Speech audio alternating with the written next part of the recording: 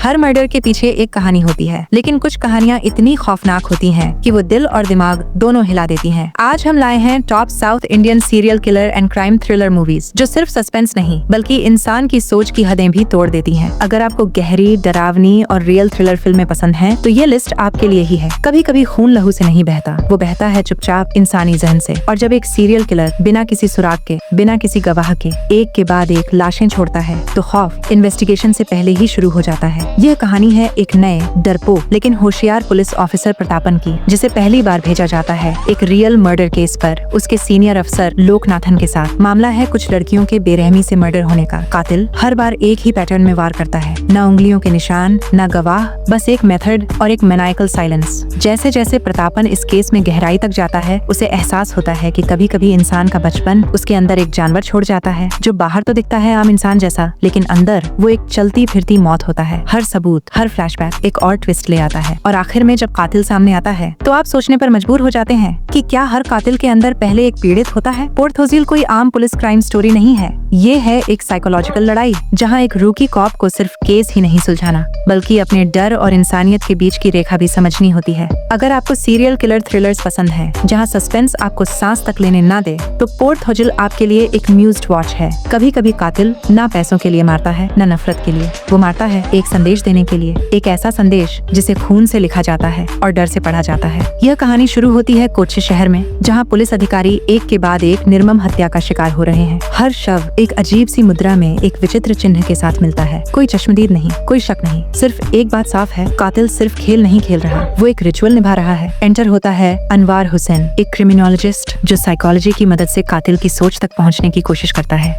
लेकिन जैसे जैसे जांच आगे बढ़ती है, हर कदम एक नए रहस्य की ओर ले जाता है, हर सुराग एक नया सवाल बन जाता है, और जब सच्चाई सामने आती है तो पता चलता है कि ये कातिल पैदा नहीं हुआ, उसे बनाया गया है। अंजाम पथिरा सिर्फ एक मर्डर मिस्ट्री नहीं है, ये एक ऐसा चेहरा दिखाती है जिसे समाज ने अनदेखा कर दिया, और बदले में वो चेहरा बना एक सुनियोजित मौत की मशीन। अगर आप उन थ्रिलर फिल्मों को पसंद करते हैं जो एक सस्पेंस के साथ साथ इमोशनल और मॉरल डिलेमा भी छोड़ जाएं, तो अंजाम पथिरा आपके लिए एक शानदार सिनेमा है। अंधेरा जब बाहर नहीं बल्कि भीतर हो, तो वो सबसे ज्यादा खतरनाक होता है। साइको की कहानी शुरू होती है गौतम से, एक नेत्रहीन म्यूजिशियन जो अपनी सीधी साधी जिंदगी में सिर्फ संगीत और प्यार तलाश रहा होता है। लेकिन उसकी दुनिया उस वक्त बिखर जाती है जब उसकी प्रेमिका एक अजनबी के हाथों किडनैप हो जाती है, वो भी दिन दहाड़े शहर के बीचों बीच। जैसे जैसे केस आगे बढ़ता है, सामने आता है एक ऐसा कातिल जो न सिर्फ महिलाओं को बेरहमी से मारता है, बल्कि उनके सिर काटकर उन्हें कला की तरह सजाता है। वो एक सीरियल किलर है, ना कोई पछतावा, ना कोई डर, सिर्फ एक ट्विस्टेड आदत इंसानों को मारने की। गौतम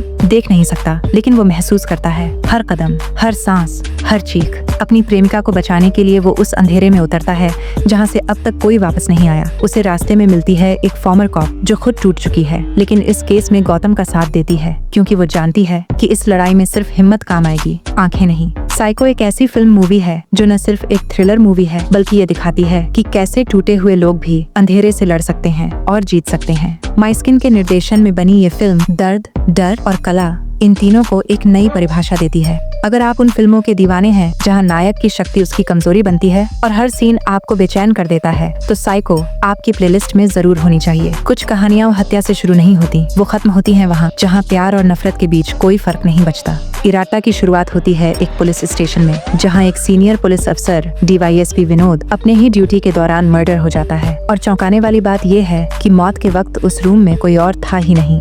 जांच की जिम्मेदारी दी जाती है विनोद के जुड़वा भाई प्रमोद को, जो खुद भी एक पुलिस ऑफिसर है, लेकिन उससे बिल्कुल अलग। दोनों भाई एक जैसे चेहरे, लेकिन जिंदगी, सोच और रिश्तों में जमीन आसमान का फर्क। जैसे जैसे जांच आगे बढ़ती है, प्रमोद को अपने भाई के अतीत के पन्ने पलटने पड़ते हैं, जिनमें सिर्फ अंधेरा, अपराध और अधूरी माफी है। यह सिर्फ एक मर्डर मिस्ट्री नहीं है, यह कहानी है दो भाइयों की, जिनके बीच कभी रिश्ता था, अब सिर्फ गिल्ट और पछतावा बचा है। हर फ्लैशबैक एक दर्दनाक सच खोलता है कि कैसे बचपन की एक घटना दो जिंदगियां पूरी तरह बदल देती है, और जब अंत में सच्चाई सामने आती है तो न गोली चलती है, न गिरफ्तारी होती है, सिर्फ एक खामोशी रहती है जो जिंदगी भर पीछा करती है। इरट्टा एक सस्पेंस थ्रिलर मूवी होने के साथ साथ एक इमोशनल गट पंच है। ये फिल्म बताती है कि सबसे मुश्किल केस वो नहीं होते जो आप सुलझाते हो, बल्कि वो जो आपने खुद बनाए होते हैं और अब उनसे भाग नहीं सकते। जोजू जॉर्ज की डबल रोल परफॉर्मेंस इसे और भी पावरफुल बना देती है। अगर आप उन कहानियों से जुड़ते हैं जो सिर्फ खून नहीं बल्कि रिश्तों में बहते जहर को भी दिखाती हैं, तो इरट्टा आपके लिए एक मस्ट वॉच साइकोलॉजिकल ड्रामा है। हर मर्डर के पीछे एक सुराग होता है और हर सुराग के पीछे छुपा होता है एक इंसान जिसकी सच्चाई कभी सीधे सामने नहीं आती। अन्वेषपिन कंदिथुम कोई मसाला थ्रिलर नहीं है। ये एक ऐसी फिल्म है जो क्राइम इन्वेस्टिगेशन को किताबों की तरह नहीं बल्कि जैसा असल में होता है वैसा दिखाती है। धीमा, उलझा हुआ और बेहद असहज। यह कहानी है सब इंस्पेक्टर अनंत नारायणन की, जो अपने करियर की शुरुआत कर रहा है, लेकिन पहले ही केस में एक लड़की की बेरहमी से हत्या सामने आती है। टीम दिन रात मेहनत करती है, कातिल तक पहुंचने की कोशिश करती है, पर जब सिस्टम और जल्दबाजी बीच में आ जाती है तो न्याय की कीमत कोई और चुका देता है। समय बीतता है। अनंत अब अनुभवी अफसर बन चुका है, लेकिन एक और हत्या सामने आती है जो न सिर्फ पुराने जख्मों को फिर से खोल देती है बल्कि ये भी सवाल खड़ा करती है कि क्या कभी इंसाफ सही वक्त पर हुआ भी था। हर डायलॉग, हर इंट्रोगेशन रूम का सन्नाटा फिल्म को और रियल बनाता है। अन्वेषपिन कंदिथुम आपको बताती है कि पुलिस की असली लड़ाई सिर्फ कातिल से नहीं होती बल्कि उस सिस्टम से होती है जो बार बार उनसे कहता है केस बंद करो, केस सॉल्व नहीं होता। टोविनो थॉमस का रिस्ट्रेंड और इंटेंस परफॉर्मेंस इस फिल्म को और भी गहराई देता है। अगर आप उन कहानियों के फैन हैं जो फ्लैशी नहीं